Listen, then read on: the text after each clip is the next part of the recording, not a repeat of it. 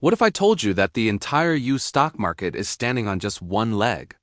Right now, we are witnessing a historic anomaly. Just 8% of the companies in the S&P 500 are responsible for 80% of the market's returns. Everyone is buying the same handful of AI stocks. A new report from J.P. Morgan calls this Smothering Heights. And they are warning that if this AI bubble pops, it won't just be a correction, it will be a mechanical failure. Here are the 3 risks you need to watch before 2026. Risk number 1 is what I call the Metaverse trap. Remember when Facebook spent billions on the Metaverse and got nothing?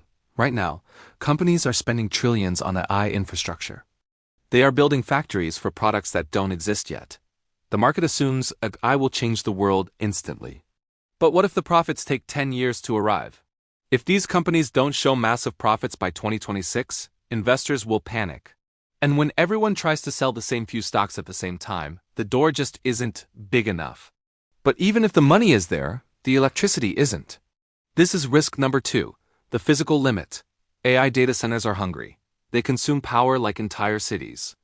We are running out of power capacity, and building new nuclear or gas plants takes years, not months. You can have the fastest chip in the world, but if you can't plug it in, it's worthless. This energy bottleneck could stop the AI rally dead in its tracks.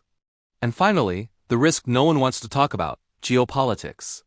Almost all the advanced AI chips driving this market come from one island. If supply lines are disrupted, even for a week, prices skyrocket and tech stocks crash.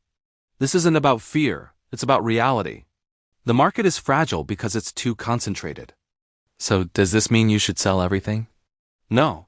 It means you shouldn't rely 100% on AI hype. Look for value outside the bubble. If you want to know which sectors are safe from this potential crash, watch the next video. And don't forget to subscribe.